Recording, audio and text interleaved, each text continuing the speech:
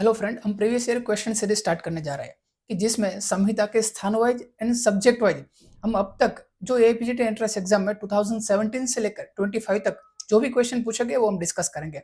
जिसमें हम स्टार्ट करते हैं सुश्रुत संहिता सूत्र स्थान से। एपीजीटी एंट्रेंस एग्जाम में सुश्रुत संहिता सूत्र स्थान से कितने क्वेश्चन पूछे जाते हैं? ऑन एन एवरेज 8 से लेकर के 12 क्वेश्चन तक जो है सुश्रुत संहिता सूत्र स्थान से पूछे जाते हैं। कभी कभी 5 से 6 क्वेश्चन रहते हैं, कभी कभी 13-14 क्वेश्चन तक क्वेश्चन जो है इस स्थान से पूछे जाते हैं। अगर हम मार्क्स देखें तो यहाँ पर सूत्र स्थान जो है वो 14 से लेकर के 50 मार्क्स तक इनका वेटेज रहता है। 10 क्वेश्चन अगर इसमें से रहते हैं तो इनका वेटेज कितना होता है? 40 मार्क्स।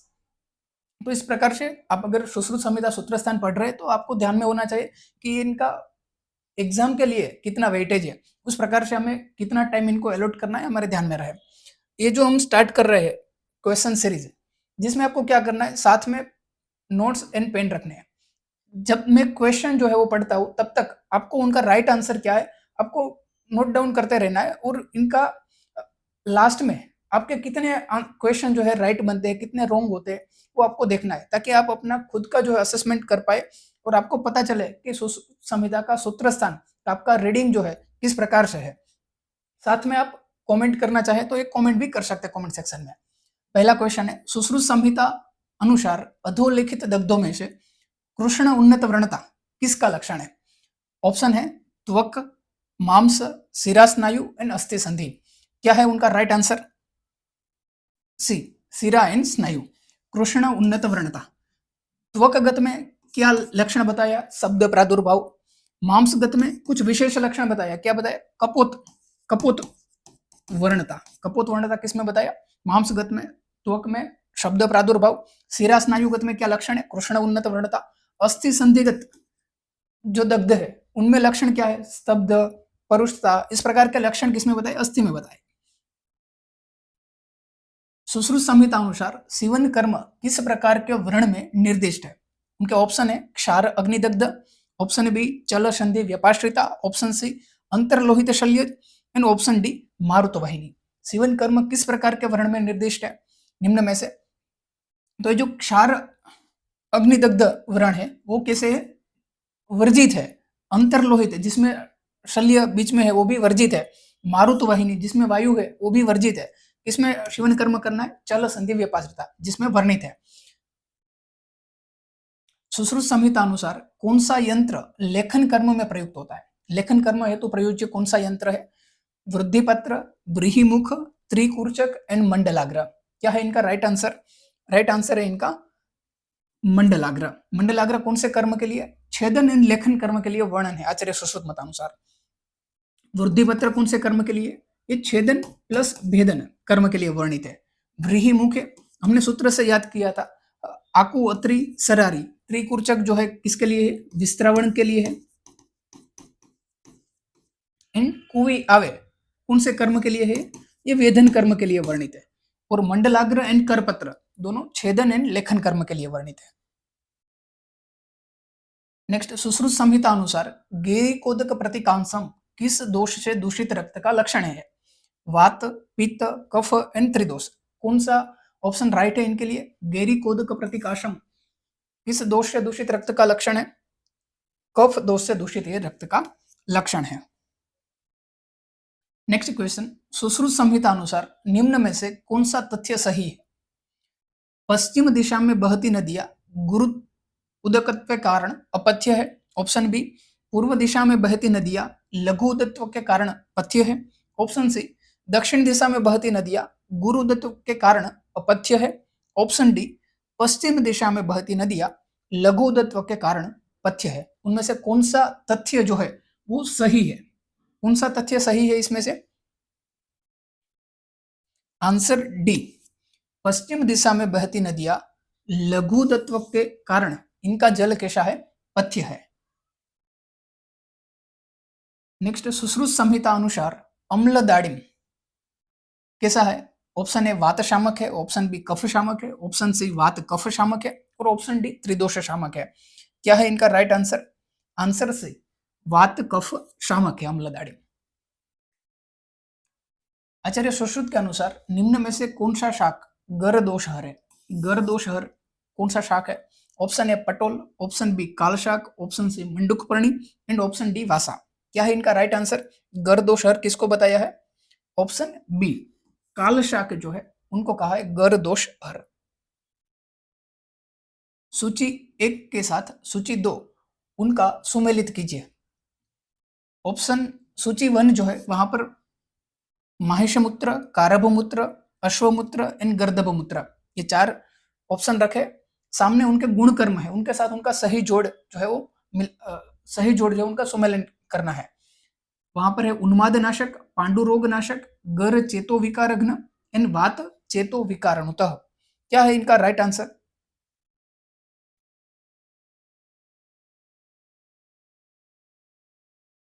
राइट आंसर है answer B. Answer B means माहिषमूत्र के लिए क्या बताया? पांडु रोगनाशक, कारभमूत्र उन्मादनाशक,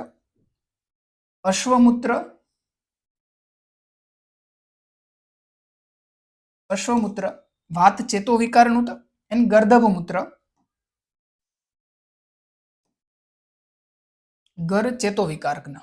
तो ये जो विधान वाले जो क्वेश्चन है या फिर सही जोड़ मिला, इस प्रकार के जो क्वेश्चन पूछे जाते हैं जो टाइम कंज्यूमिंग रहते हैं, लेकिन इनमें से अगर हमें दो पता चल जाए तो एक क्वेश्चन जो है हमारे लिए इजी हो जाता है। इनमें माहिषमूत्र के संदर्भ में क्या बताया? पांडु रोग नाशक, कारभमूत्र उन्माद रोग नाशक, अश्वमूत्र वात चेतो विकारणुत एंड गर्दभमूत्र गर चेतो विकारघ्न। सुश्रुत संहिता अनुसार कौन सा महाभूत पित्त दोष को शांत करता है? पित्त दोष को शमन करने वाले महाभूत कौन कौन से है? ऑप्शन सी भू, अंबु एंड वायु। इस प्रकार के जो क्वेश्चन है डेली फ्री, अगर क्वेश्चन आप प्रैक्टिस करना चाहते हैं तो हमारे जो टेलीग्राम चैनल है उनको आप ज्वाइन कर सकते हैं। टेलीग्राम चैनल का नाम है AIPGT बाय डॉक्टर धार्मिक। इस प्रकार से आप सर्च करेंगे तो आपको मिल जाएगा और साथ में कमेंट सेक्शन में भी आपको ये मिल जाएगा। सुश्रुत संहिता अनुसार आर्तव, अति प्रवृत्ति, अंगमर्द और दोर्गंध्य निम्नलिखित किसके लक्षण हैं? ऑप्शन है आर्तव वृद्धि के, अश्रुगदर के, रक्तगुल्म के या फिर रक्तजीयोनि व्यापद के। किसके लक्षण है? आर्तव अति प्रवृत्ति का होना, अंगमर्द होना और दोर्गंध्य, ये किसके लक्षण है? ऑप्शन ए आर्तव वृद्धि का ये सभी लक्षण है। सुश्रुत संहिता अनुसार गर्भस्पंदन एवं अनुन्नत कुक्षिता किसका लक्षण है? ऑप्शन है गर्भक्षय, ऑप्शन बी गर्भपात, ऑप्शन सी मूढ़गर्भ एंड ऑप्शन डी मृत गर्भ। क्या है लक्षण? गर्भस्पंदन एवं अनुन्नत कुक्षिता किसका लक्षण है? गर्भक्षय का लक्षण है, जो सुश्रुत संहिता सूत्रस्थान अध्याय नंबर 15 में जिनका वर्णन है। सुश्रुत मतानुसार निम्नलिखित किस शलाका यंत्र का प्रयोग अग्निकर्म के लिए किया जाता है? अग्निकर्म के लिए प्रयोग कौन सी शलाका का किया जाता है? ऑप्शन है अंकुशवदन शलाका, ऑप्शन बी दारवी आकृति शलाका, ऑप्शन सी कोलास्थिदल मात्र मुखी एंड ऑप्शन डी सर्पुंख मुखी शलाका। क्या है राइट आंसर? अग्निकर्म के लिए कौन सी शलाका प्रयोज्य है? राइट आंसर है अंकुशवदन। हमने लेक्चर में भी बताया था कि अंकुशवदन एंड जाम्बुवदन दोनों वदन वाले जो है वो किसके लिए है? अग्निकर्म के लिए है। दारवी आकृति जो है वो किसके लिए? क्षार औषध परिधान के लिए दारवी आकृति। कोलास्थिदल मात्र मुखी जो शलाका है वो किसके लिए है? नाशा अर्बुद आहरणार्थम, नाशा अर्बुद के लिए वर्णित है। एंड सर्पुंख मुखी शलाका जो ऐषण, चालन, आहरण आदि के लिए वर्णित है।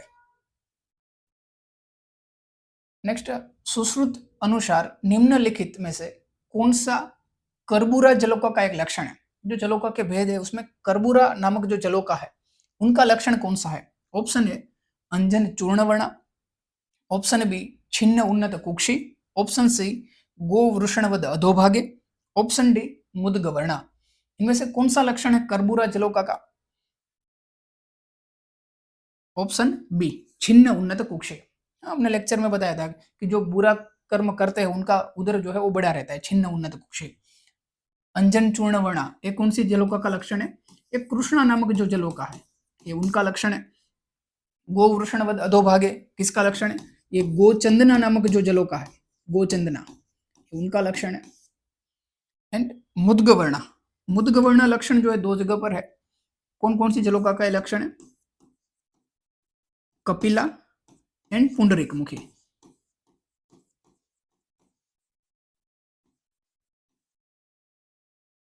तो ये जो क्वेश्चन है, सेम क्वेश्चन रिपीट नहीं होते एंट्रेंस एग्जाम में, लेकिन यहाँ पर जो ऑप्शन है वो क्वेश्चन हो जाते हैं। और या फिर यहाँ पर जो गोवृषणवद अधोभाग है या फिर मुद्गवर्ण, नेक्स्ट एंट्रेंस एग्जाम में क्या क्वेश्चन आ सकता है? मुद्गवर्ण कौन सी जलोका का लक्षण है?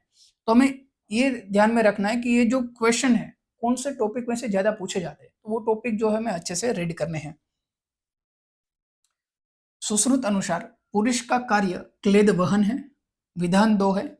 सुश्रुत अनुसार मूत्र का कार्य बस्ती पूरण है।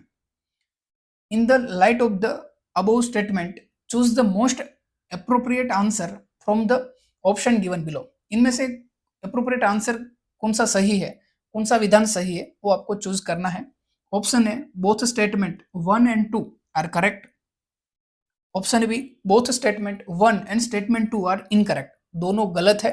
Option C statement 1 is incorrect but statement 2 is incorrect. And option D statement 1 is incorrect but statement 2 is correct. इनमें से कौन सा विधान सही है आपको चूज करना है। सही आंसर है answer D, statement 1 is incorrect but statement 2 is correct. Sushruta अनुसार विरेचन द्रव्य का पंच भौतिक संगठन क्या है? जो विरेचन द्रव्य है उसमें कौन से महाभूत डोमिनेंट रहते हैं? ऑप्शन है पृथ्वी प्लस अग्नि महाभूत, ऑप्शन बी पृथ्वी प्लस जल महाभूत, ऑप्शन सी वायु महाभूत, ऑप्शन डी वायु प्लस अग्नि महाभूत। क्या है इनका सही आंसर? ऑप्शन बी पृथ्वी प्लस जल महाभूत। दोनों गुरु गुण प्रधान है, जिनका गमन कैसे होता है? नीचे की ओर होता है। जो विरेचन द्रव्य है उनमें प्रधान रहते हैं। और वायु और अग्नि दोनों कैसे? लघु गुण प्रधान है, दोनों की गति ऊर्ध्व होती है, तो ये वमन द्रव्य जो है उनके महाभूत है। सुश्रुत मतानुसार निम्नलिखित में से कौन सा कर्म रक्त स्तंभन के लिए निर्देशित नहीं किया गया है? रक्त स्तंभन के जो उपाय बताए उनमें कौन सा कर्म वर्णित नहीं है? ऑप्शन ए दहन, ऑप्शन बी पाचन, option C Sandhan and option D विमलापन। इनमें से कौन सा कर्म वर्णित नहीं है? इजी क्वेश्चन है। आंसर डी विमलापन का वर्णन नहीं है। ये 3 का वर्णन है। 4 कर्म बताइए, चौथा क्या है वहां पर? स्कंदन, स्कंदन, पाचन, संधान एंड दहन। इस प्रकार से जो 4 कर्म है रक्त स्तंभन के लिए, इसमें विमलापन का वर्णन नहीं है। सुश्रुत अनुसार व्रणशोफ की किस अवस्था में अल्पशोफता लक्षण पाया जाता है? अल्पशोफता लक्षण किसमें पाया जाता है? ऑप्शन ए आम एवं पश्चिमान अवस्था में, ऑप्शन बी आम एवं पक्वावस्था में, ऑप्शन सी पश्चिमान अवस्था में, ऑप्शन डी पश्चिमान एवं पक्वावस्था में। क्या है इनका सही आंसर अल्पशोफता लक्षण के लिए? सही आंसर है आम एवं पक्व, दोनों जो शोथ है उसमें लक्षण पाया जाता है अल्पशोफता। असर्सन है सीवन कर्म करते समय सूची त्वचा के किनारे से न तो बहुत दूर और न ही बहुत पास से वेदन करना चाहिए। रीजन बताते हैं, दूर वेद करने से पीड़ा होती है तथा बहुत पास किनारे से वेद करने से अवलुंचित हो जाता है। इनके लिए कौन सा विधान सही है? A is correct but R is not correct. Means जो असर्सन है इज करेक्ट बट जो उनके लिए रीजन है वो सही नहीं है। Option B A is not correct but R is correct. Option C both A and R correct but R is not the correct explanation of A. Option D both A and R correct and R is the correct explanation of A. पहले ए decide करना है, ए सही है are सही है, ए और R दोनों सही है। अगर दोनों सही है तो ए और आर जो एक्सप्लेनेशन है वो सही है या नहीं है। इनके लिए आपको ये 4 ऑप्शन में से विधान जो है वो सिलेक्ट करना है। क्या सही आंसर है इनके लिए? Option D both A and R correct and R is the correct explanation of A. सीवन कर्म करते समय सूची जो है त्वचा के किनारे से न तो बहुत दूर और न ही बहुत पास इस प्रकार से वेदन करना चाहिए, क्योंकि दूर हम वेदन करते हैं तो क्या होता है, पीड़ा होती है, और बहुत पास किनारे से वेद करते हो तो क्या होता है, अवलुंची होती है, त्वचा एक से ऊपर एक हो जाती है। नेक्स्ट क्वेश्चन है, हेमंत, शिशिर तथा वसंत ऋतु में व्रण बंधन को तीसरे दिन खोलना चाहिए।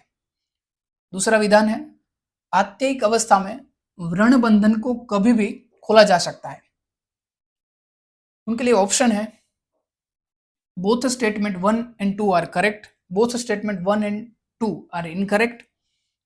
Option C, statement 1 is correct but statement 2 is incorrect. Option D, statement 1 is incorrect but statement 2 is correct. क्या है इनके लिए सही आंसर?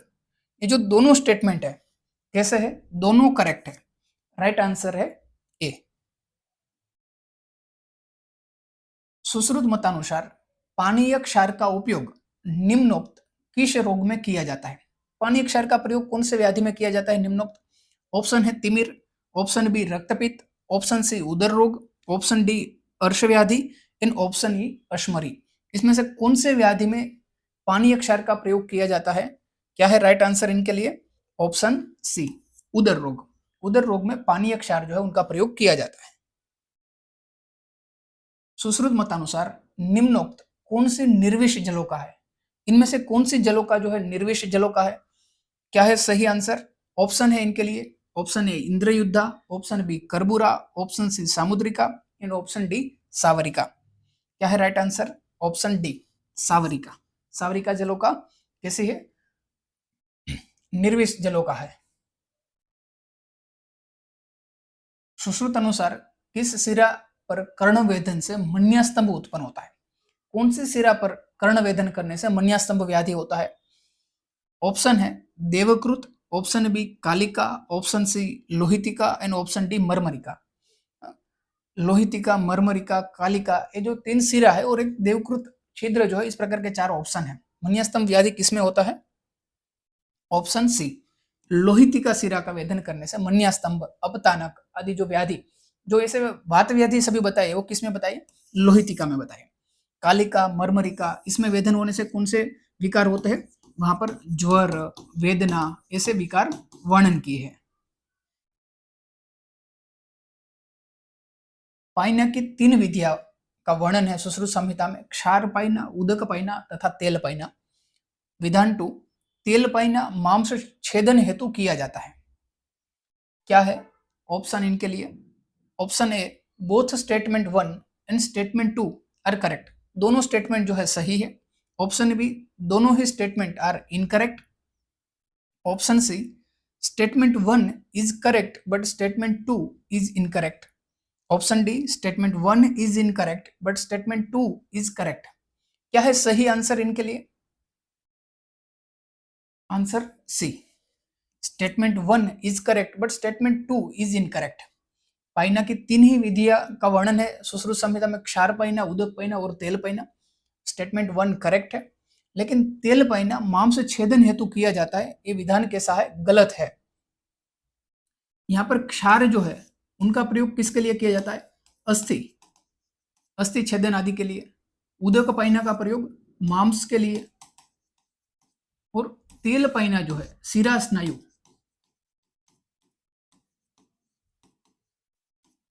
उनके लिए तेल पाइना का प्रयोग किया जाता है। तो ये जो स्टेटमेंट है तेल पाइना मांस छेदन हेतु, ये कैसा है? गलत है। सुश्रुत अनुसार निम्नोक्त किस व्याधि में रोगी को बिना कुछ खिलाए हुए शस्त्र कर्म नहीं किया जा सकता? ऐसा कौन सा व्याधि है कि जिसमें बिना कुछ खिलाए हुए शस्त्र कर्म नहीं किया जा सकता? ऑप्शन ए बगंदर, ऑप्शन बी अर्श, ऑप्शन सी विद्रदी एंड ऑप्शन डी मुख रोग। क्या है राइट आंसर इनका? ऑप्शन सी विद्रदी। ये सभी जो व्याधि है अर्श, बगंदर, मुख रोग, ये सभी का वर्णन किया है कि उपयुक्त वक्त शस्त्र कर्म जो इसमें किया जा सकता है, लेकिन विद्रदी में ऐसा वर्णन नहीं है। सुश्रुत संहिता सूत्रस्थान अध्याय नंबर 5 का ये क्वेश्चन है। Given below are two statement one is labeled as assertion and the other is labeled as reason. assertion and reasoning type के जो क्वेश्चन पूछे जाते हैं इसमें यहाँ पर क्या कारण बताया. assertion क्या है यहाँ पर, द्वितीय क्रियाकाल अन्न द्वेष हृदय उत्क्लेद, रीजन कफस्य प्रकोप लिंग. उनके लिए ऑप्शन है, option A is false but R is true. Assertion जो है वो गलत है लेकिन रीजन सही है. A is true but R is false. Option C, both A and R are true but R is not the correct explanation of A. A और R दोनों सही है लेकिन आर जो है वो ए का सही एक्सप्लेनेशन नहीं है. Option D, both A and R are true and R is the correct explanation of A. क्या है इनके लिए सही आंसर. ये जो क्रियाकाल टॉपिक है सुश्रुत संहिता सूत्रस्थान 21 वहां से एक क्वेश्चन है. सही आंसर है इनके लिए answer D. A and R दोनों ही सही है and R is the correct explanation of A. द्वितीय क्रियाकाल जिसमें लक्षण पाए जाते हैं अन्न द्वेष हृदय उत्क्लेद, और एक किसके लक्षण है, कफ प्रकोप के लक्षण है. मैच लिस्ट 1 विथ लिस्ट 2, सही पेयर मिलाई. इस प्रकार के जो एक क्वेश्चन है सही जोड़ मिलाई, जिसमें लिस्ट 1 जो है वहां पर गणों के नाम है और सामने उनके कर्म बताए कि उनके साथ उनका सही जोड़ जो है वो उनका मिलन करना है. कौन कौन से गण है, अर्कादि गण, ऑप्शन बी में विरतरादि गण, सी सालसरादि गण, डी मुष्ककादि गण. सामने कर्म है शुक्र दोषहर, कफमेद विशोषण, अस्मरी शर्कराहार एंड व्रण शोधन. इनका सही सम्मेलन करना है. क्या है इनके लिए राइट आंसर.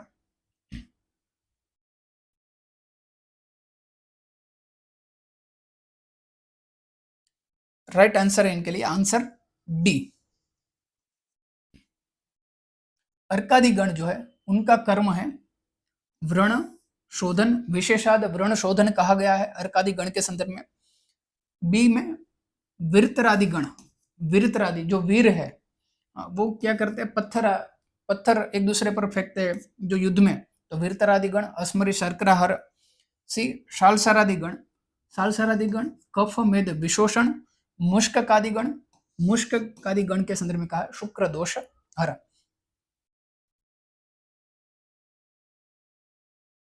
पित्त जो त्वचा में स्थित रहता है, त्वचा को चमक प्रदान करता है और अनेक प्रकार के अनुप्रयोग जैसे अभ्यंग परिषेक का जिसके कारण पाचन हो जाता है, उस पित्त को क्या कहते हैं. एपीजीटी 2019 में यह क्वेश्चन पूछा गया था. ऑप्शन ए ब्राजक पित्त, ऑप्शन बी पाचक पित्त, ऑप्शन सी रंजक पित्त एंड ऑप्शन डी साधक पित्त. क्या है राइट आंसर इनका. इजी क्वेश्चन है. ब्राजक पित्त का यह कार्य है. सुश्रुत अनुसार क्रिया गुणवत समवायी कारणम किसका लक्षण है. ये किसका लक्षण है क्रिया गुणवत समवायी कारणम.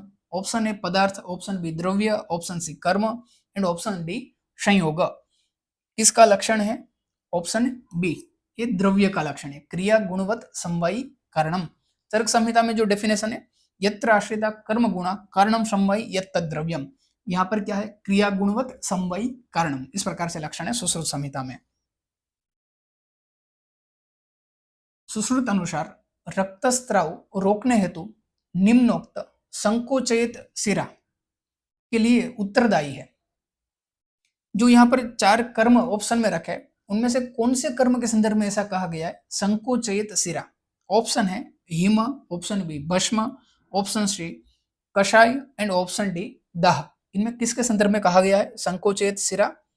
ऑप्शन डी दाह, दहन कर्म जो है उनके संदर्भ में कहा गया कि संकोचयित शिरा, जो शिरा का संकोचन करके रक्त जो है उनका स्राव को रोकता है. भेदन कर्म में किस शस्त्र का प्रयोग होता है. निम्न में से कौन से शस्त्र का प्रयोग भेदन कर्म में होता है. ऑप्शन है मंडलाग्र शस्त्र, ऑप्शन बी व्रीहिमुख शस्त्र, ऑप्शन सी नख शस्त्र, ऑप्शन डी वृद्धिपत्र शस्त्र. इनमें से भेदन कर्म में प्रयोज्य शस्त्र कौन सा है. ऑप्शन है, आंसर है सी एंड डी, नख शस्त्र एंड वृद्धिपत्र. दोनों ही भेदन कर्म में प्रयोज्य है। इसमें व्रीहिमुख शस्त्र कौन से कर्म के लिए था? वेधन कर्म के लिए। मंडलाग्र शस्त्र, आगे जो क्वेश्चन था, ये छेदन एंड लेखन के लिए, छेदन एंड लेखन के लिए प्रयोज्य है। वेदना उपशांति अश्रुक प्रसादो मार्दवम च, यह लाभ निम्नोक्त किस कर्म के द्वारा प्राप्त किया जाता है? ये लक्षण है, वेदना का शमन होना और रक्त प्रसाद होना, मृदुता होना, ये लाभ कौन से कर्म के द्वारा प्राप्त होता है? ऑप्शन ए पत्रदान, ऑप्शन बी निर्वापन, ऑप्शन सी अविपरीत बंध एंड ऑप्शन डी रक्त मोक्षण। इनमें से कौन सा सही आंसर है? आंसर सी, अविपरीत बंध। मीन्स जिस स्थान पर जो शम बंध, शिथिल बंध, गाढ़ बंध, जो 3 प्रकार है, उनका योग्य स्थान पर योग्य बंधन करने से, अविपरीत बंधन करने से क्या होता है? वेदना का शमन होता है, रक्त प्रसादन होता है और मृदुता प्राप्त होती है। यदि किसी व्यक्ति में पिपाशा, परिदाह एवं अम्ल उद्गार का लक्षण मिलता है तो उसमें दोष की स्थिति क्या होगी? अगेन ये जो क्रियाकाल टॉपिक है उनमें से एक क्वेश्चन है कि इसमें दोष की स्थिति क्या होगी? ऑप्शन ए पित्त का संचय, ऑप्शन बी पित्त का प्रकोप, ऑप्शन सी पित्त का वात स्थान में गमन, ऑप्शन डी पित्त का स्थान संश्रय। ये कौन सी अवस्था का लक्षण है? पिपाशा, परिदाह एंड अम्ल उद्गार। क्या है सही आंसर? आंसर बी, ये पित्त प्रकोप के लक्षण है, द्वितीय क्रियाकाल। नेक्स्ट, आचार्य सुश्रुत मतानुसार स्थान संश्रय की अवस्था का निम्नलिखित कौन सा विवरण सही नहीं है? स्थान संश्रय के लिए जो यहाँ पर संयोग बताए उनमें कौन से पैर सही नहीं है?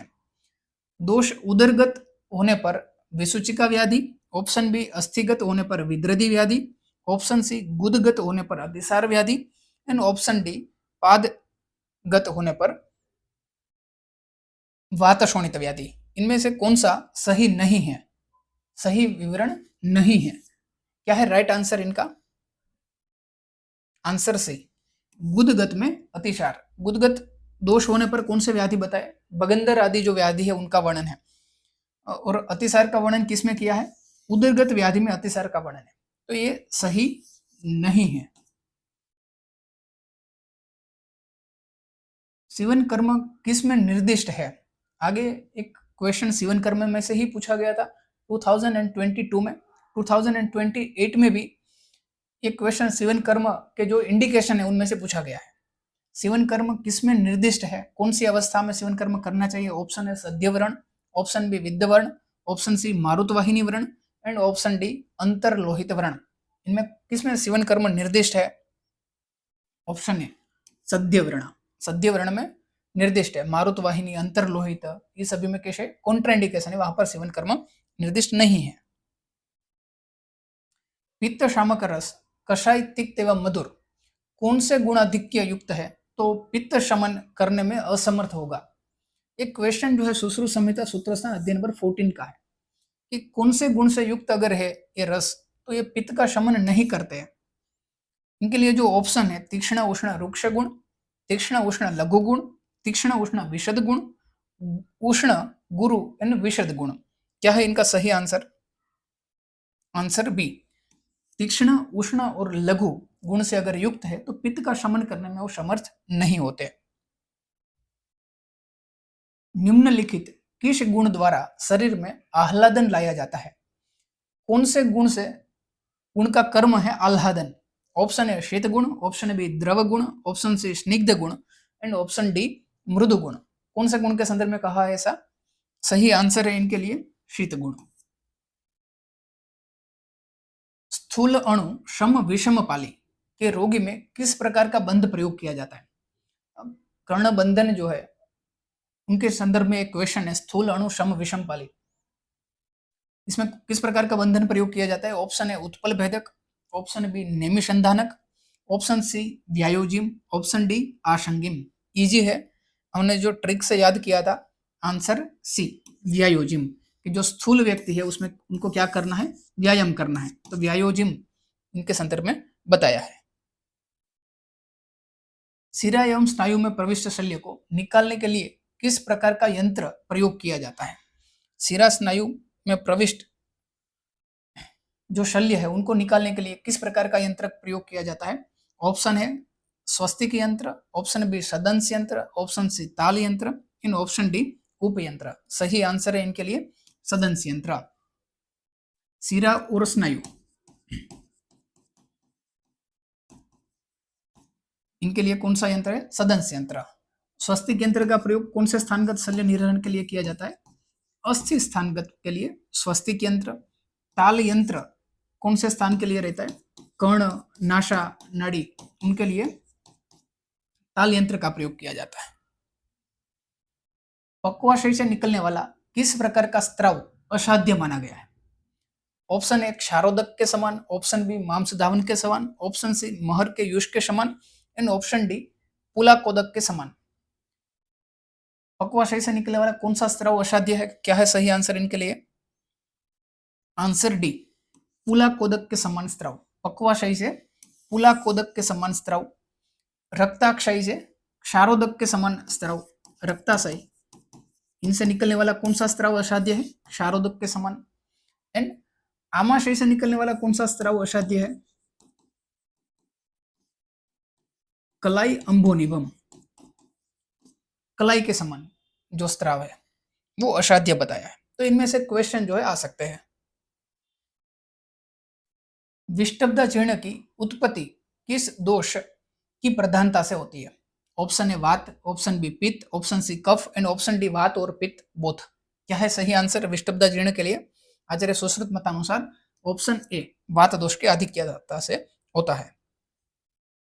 सुश्रुत संहिता में वर्णित बीज चतुष्टय शब्द से क्या तात्पर्य है? बीज चतुष्टय शब्द का अर्थ क्या है? ऑप्शन ए आतुर, भिषक, औषधिन, परिचारक, ऑप्शन बी निदान, पूर्वरूप, रूप एंड संप्राप्ति, ऑप्शन सी पुरुष, व्याधि, भेषज एंड क्रियाकाल, ऑप्शन डी रोग, रोगी, भिषक एंड परिचारक। क्या है सही आंसर इनके लिए? ऑप्शन सी पुरुष, व्याधि, भेषज एंड क्रियाकाल, जिनको बीज चतुष्टय कहा है। ये सुश्रुत संहिता सूत्र स्थान का पहले अध्याय का ही ये क्वेश्चन है। निम्नलिखित में से कौन सा समूह शरीर के त्रिस्थूण कहे गए? त्रिस्थूण शब्द किसके संदर्भ में बताया है? ऑप्शन ए हेतु, लिंग एंड औषध, ऑप्शन बी आहार, निद्रा एंड ब्रह्मचर्य, ऑप्शन सी शरीर, इंद्रिय, मन, ऑप्शन डी वात, पित्त एंड कफ। क्या है सही आंसर? डी वात, पित्त एंड कफ, इनको त्रिस्थूण बताया है। क्षण तुलवत स्नायु जालवंतो निम्नलिखित में से किसका एक लक्षण है? कि किसका लक्षण है? ऑप्शन ए इंद्रवृद्धा, ऑप्शन बी अंधालजी, ऑप्शन सी शर्करा अर्बुद, एंड ऑप्शन डी असाध्य व्रण। इसका लक्षण है क्षण तुलवत स्नायु जालवंतो। सही आंसर है असाध्य व्रण। असाध्य व्रण के संदर्भ में कहा गया है। आचार्य सुश्रुत मतानुसार निम्नलिखित में से कौन से जल को मद्यपान समुद्भूत रोग में देने का निर्देश किया गया है? मद्यपान समुद्भूत रोग, मद्यपान करने से उत्पन्न होने वाले जो विकार है उसमें कौन से जल का प्रयोग वर्णित है? ऑप्शन ए उष्ण, ऑप्शन बी शीतल, ऑप्शन सी श्रुत शीत, ऑप्शन डी आकाशीय जल। क्या है इनका सही आंसर? आंसर बी शीतल जल। नीचे दो कथन दिए गए हैं। कथन 1 वात कुंडली का मूत्राघात व्याधि का एक भेद है। कथन 2 सुश्रुत के अनुसार वात कुंडली का एक याप्य व्रण है। उपरोक्त कथन के आलोक में नीचे दिए गए विकल्पों में से सबसे उपयुक्त उत्तर का चयन कीजिए। ऑप्शन ए कथन 1 और 2 दोनों सही है, ऑप्शन बी कथन 1 और 2 दोनों गलत है, ऑप्शन सी कथन 1 सही है लेकिन कथन 2 गलत है, ऑप्शन डी कथन 1 गलत है लेकिन कथन 2 सही है। क्या है सही आंसर इनके लिए? आंसर 1 कथन 1 और कथन 2 दोनों ही सही है। वात कुंडली का जो है वो मूत्राघात का एक प्रकार है और वात कुंडली का एक याप्य व्रण है। सुश्रुत के अनुसार नीचे दो कथन दिए गए हैं। कथन 1 ओज रस आदि शुक्र धातु का सार भाग है। कथन 2 संधि विश्लेष यह ओज क्षय का लक्षण है। क्या है सही आंसर इनके लिए? कथन 1 और कथन 2 दोनों सही है, कथन 1 और 2 दोनों गलत है, कथन 1 सही है लेकिन 2 गलत है, कथन 1 गलत है लेकिन कथन 2 सही है। क्या है सही आंसर दोनों कथन के संदर्भ में? आंसर सी कथन एक सही है लेकिन कथन दो गलत है। ओज जो है रसादि शुक्र सप्त धातु जो है उनका सार भाग है, लेकिन संधि विश्लेष जो है ये ओज क्षय का लक्षण नहीं, ओज व्यापद विस्तृंस और क्षय, इसमें विस्तृंस जो है उनका ये लक्षण है। सुश्रुत मतानुसार प्रच्छान कर्म हेतु शस्त्र पातन का लक्षण है। ऑप्शन ए संकीर्ण, ऑप्शन बी अनुत्तान, ऑप्शन सी अवगाढ़ एंड ऑप्शन डी असूक्ष्म। एक क्वेश्चन जो है देखने में इजी है लेकिन बहुत ही कॉम्प्लिकेटेड एक क्वेश्चन है। जो शब्द जो रखे हैं, श्लोक के जो शब्द है उनको तोड़ मोड़ के ऑप्शन के रूप में रखे गए हैं। क्या है सही आंसर इनके लिए? प्रच्छान कर्म हेतु शस्त्र पातन का लक्षण है, कौन सा सही लक्षण है प्रच्छान कर्म के लिए? आंसर बी अनुत्तान। ये जो संकीर्ण है, अवगाढ़ है, अनअवगाढ़ लक्षण है प्रच्छन्न का, सूक्ष्म लक्षण है, लेकिन यहाँ पर क्या किया, सूक्ष्म के आगे जोड़ दिया, असूक्ष्म। अनअवगाढ़ को अवगाढ़ यहाँ पर रखा गया, असंकीर्ण को यहाँ पर संकीर्ण लिख के रखा गया। तो इस प्रकार से हम जब प्रच्छन्न कर्म के लक्षण पढ़ते हैं तब वहां पर असंकीर्ण, अनअवगाढ़म, सूक्ष्मम इस प्रकार के उनके लक्षण है। लेकिन यहाँ पर क्या कर दिए, वो शब्द जो है उनको आगे प्रत्यय जो है वो परिवर्तन कर दिए। इस प्रकार से भी क्वेश्चन पूछे जाते हैं। मांसगत व्रण से निर्गत स्त्राव का लक्षण है। मांस से निकलने वाला स्त्राव, उनका कौन सा लक्षण सही है? ऑप्शन ए सिंघाणक प्रतिमम, ऑप्शन बी शुक्ति धोतम इव भाति, ऑप्शन सी सलिल प्रकाशम, ऑप्शन डी सर्पी प्रकाशम। क्या है सही आंसर मांसगत व्रण के लिए? आंसर डी सर्पी प्रकाश स्त्राव मांसगत के लिए सही है। ये सिंघाणक प्रतिमम स्त्राव जो है कौन से स्थान से निकलने वाला है? स्नायुगत है सिंघाणक। देन शुक्ति धोतम इव भाति कौन से स्थान का है? अस्थिगत, शुक्ति धोतम इव भाति। सलिल प्रकाशम, सलिल प्रकाश पानी के जैसा, त्वचागत।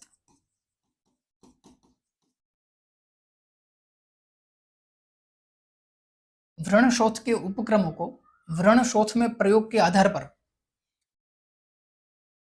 क्रमबद्ध कीजिए।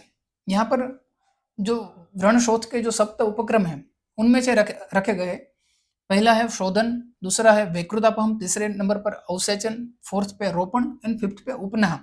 इनको सही क्रम में, उत्तरोत्तर सही क्रम में उनको क्रमबद्ध करना है।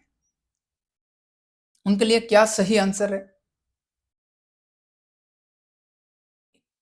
ये जब पढ़ाया था तब भी आपको बताया था कि इनको क्रम से याद करना है कि इनका सही क्रम कौन सा है, उस प्रकार से क्वेश्चन आ सकता है। या फिर डायरेक्ट विकृतापहम व्रणशोथ का कौन से नंबर का उपक्रम है, उपनाह कौन से नंबर का उपक्रम है, इस प्रकार से भी क्वेश्चन पूछे जाते हैं। क्या है सही आंसर? आंसर ए अवसेचन, देन उपनाह, देन शोधन, रोपण एंड वैकृतापहम। जो सप्त उपक्रम है उनमें से यहाँ पर 5 उपक्रम जो उनका वर्णन है।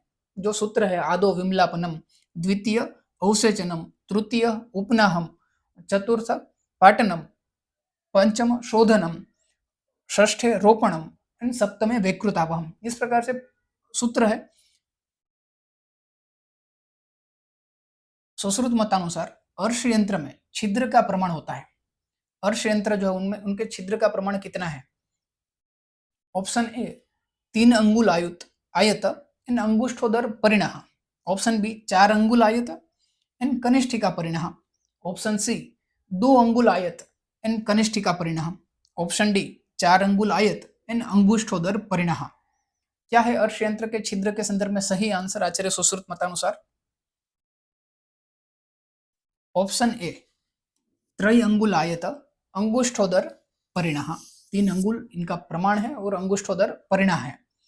अर्श यंत्र इनके छिद्र के संदर्भ में है। उनका जो मेजरमेंट है अर्श यंत्र का कितना बताया? अर्श यंत्र जो है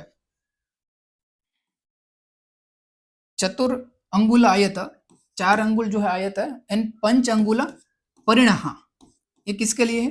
पुरुष के लिए है प्रमाण। एंड वही 4 अंगुल आयत एंड 6 अंगुल परिणः किसके लिए है? स्त्री के लिए। इनका मेजरमेंट अर्श यंत्र के संदर्भ में आचार्य सुश्रुत ने बताया है। कहां पर इनका वर्णन है? अर्श यंत्र का वर्णन यंत्र शस्त्र अध्याय में नहीं है, इनका वर्णन कहां पर किया है?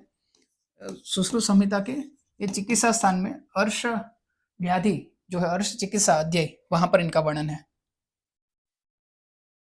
सूची 1 के साथ सूची 2 का मिलान कीजिए। सूची 1 जिसमें धातु क्षय की अवस्था रखी और सूची 2 में धातु क्षय के लक्षण रखे, उनका सही जोड़ जो है वो उनका मिलन करना है। वहां पर ऑप्शन है ए शोणित क्षय, बी मांस क्षय, सी अस्थि क्षय, डी मेद क्षय, और सामने उनके लक्षण रखे धमनी शैथिल्य, अस्थिशूल, संधिशूल, सिरा शैथिल्य। इनका सही मिलन करना है। क्या है सही आंसर इनके लिए?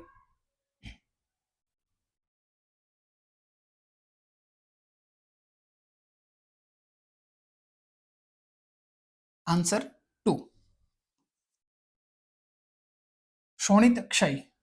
शोणित क्षय में सिरा शैथिल्य, मांस क्षय में धमनी शैथिल्य, अस्थि क्षय में अस्थि शूल लक्षण एंड मेद क्षय होने पर संधि शून्यता लक्षण। ये आपको बताया था कि सिरा एंड धमनी इनको किस प्रकार से याद करना है। यहाँ पर र है तो ये शोणित इस प्रकार से याद करना है। रक्त में सिरा और म धमनी में म है तो यहाँ पर मांस में म है, उस प्रकार से उनको याद करना है। मांस क्षय में धमनी शैथिल्य, शोणित क्षय में सिरा शैथिल्य। सूची 1 के साथ सूची 2 का मिलान कीजिए। सूची 1 में वायु के प्रकार है और सूची 2 में उनके कर्म रखे हैं, जो सुश्रुत संहिता सूत्र सान्निध्य नंबर 15 में जो उनके कर्म बताए वो, और उनका सही मिलन करना है। कौन कौन से वायु के नाम रखे? व्यान, उदान, समान एंड अपान। सामने कर्म है उद्वहन, धारण, प्रस्पंदन एंड विवेक। सही क्या आंसर, कौन सा आंसर सही है इनके लिए?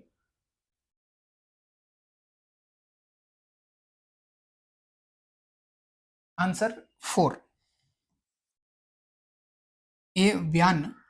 व्यान के लिए प्रस्पंदन, सभी प्रकार की चेष्टा जो है प्रस्पंदन मूवमेंट वो किसके द्वारा होती है? व्यान के द्वारा। बी उदान, उद्वहन। सी समान, विवेक, मल मूत्र सार कीट भाग उनका विभाजन, विवेक का कार्य जो है वो समान का। इन धारण करने का कार्य किसका है? अपान का। ये कर्म सुश्रुत संहिता सूत्रसान अध्याय नंबर 15 वहां पर वात दोष, पित्त दोष, ये सभी के कर्म जो है वहां पर बताए और इनमें से क्वेश्चन पूछे जाते हैं। यहाँ पर सही जोड़ मिलाइए, इस प्रकार से क्वेश्चन है। क्वेश्चन इनमें से वन लाइनर क्वेश्चन जो है वो भी आ सकता है। प्रस्पंदन कौन से वायु का कर्म है? विवेक कौन से वायु का कर्म है? इस प्रकार से भी डायरेक्ट क्वेश्चन आ सकते हैं। नीचे 2 कथन दिए गए। कथन 1 सुश्रुत अनुसार व्रणी मनुष्य दिन में निद्रा ले सकता है। कथन 2 यदि व्रणी मनुष्य दिन में निद्रा लेता है तो व्रण स्थान में कंडू, अंगों में भारीपन, राग और स्त्राव सभी का शमन होता है। क्या है सही आंसर इनके लिए? वक्तव्य 1 और 2 दोनों सही है, दोनों गलत है। वक्तव्य 1 सही है, वक्तव्य 2 गलत है। वक्तव्य 1 गलत है लेकिन 2 सही है। क्या है राइट आंसर इनके लिए? आंसर 2 कथन 1 और 2 दोनों ही गलत है। सुश्रुत अनुसार व्रणी मनुष्य दिन में निद्रा ले सकता है। दिन में निद्रा निषेध है व्रण आतुर को, और व्रण में आतुर अगर दिवा स्वप्न करता है तो उनके व्रण स्थान में कंडू, अंग में भारीपन, राग, स्त्राव इनका शमन नहीं होता है, ये बढ़ता है। तो दोनों ही विधान कैसे है? गलत है। सुश्रुत अनुसार सूची 1 और सूची 2 को सुमेलित कीजिए। वहां पर सूची 1 में धातु क्षय की अवस्था और सामने उनके लक्षण है। मांस धातु क्षय, रक्त धातु क्षय, मज्जा धातु क्षय, मेद धातु क्षय। सामने सिरा शैथिल्य, धमनी शैथिल्य, संधि शून्यता, अस्थि शून्यता। सिर्फ एक ही डिफरेंस है, यहाँ पर जो अस्थि क्षय था उनकी जगह पर यहाँ पर क्या है? मज्जा धातु क्षय। आगे जो क्वेश्चन था वहां पर डिफरेंस क्या है? यहाँ पर मज्जा धातु क्षय है। हमने किस प्रकार से इनको याद किया था?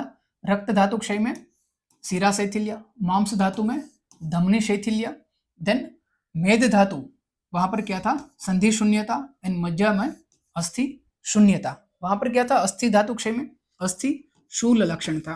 अस्थि शूल है तो अस्थि क्षय का लक्षण है। अस्थि शून्यता किसका लक्षण है? मज्जा धातु क्षय का लक्षण है। इनका राइट आंसर क्या बनता है? आंसर 3। सूची 1 को सूची 2 से सुमेलित कीजिए, जिसमें सूची 1 में यंत्र के नाम है स्वस्तिक यंत्र, नाड़ी यंत्र, ताल यंत्र, सदंश यंत्र। सूची 2 में कौन से स्थानगत शल्य निरहरण के लिए उनका प्रयोग होता है? नाशागत, स्नायुगत, अस्थिगत एंड स्त्रोतोगत। जो क्वेश्चन आगे ऑलरेडी ये जो यंत्र शस्त्र है उनमें से 2-3 क्वेश्चन पूछे गए। क्या है सही आंसर? सही आंसर क्या है? स्वस्तिक यंत्र का प्रयोग कौन से किसके लिए किया जाता है? अस्थिगत शल्य के लिए। सदंश यंत्र का प्रयोग सीरा स्नायुगत के लिए। देन ताल यंत्र का प्रयोग कर्ण नासागत के लिए। नाड़ी यंत्र स्त्रोतोगत शल्य आहरणार्थम। तो इस प्रकार से इनका सही मिलन होता है। क्या है सही आंसर? आंसर 3। इस प्रकार से हमने सुश्रुत संहिता सूत्र स्थान के अब तक जितने भी क्वेश्चन एंट्रेंस एग्जाम में पूछे गए वो यहाँ पर हमने डिस्कस किया है। इसी प्रकार हम नेक्स्ट स्थान जो है वो भी डिस्कस करेंगे, सब्जेक्ट जो है वो भी हम उनका भी डिस्कशन करेंगे।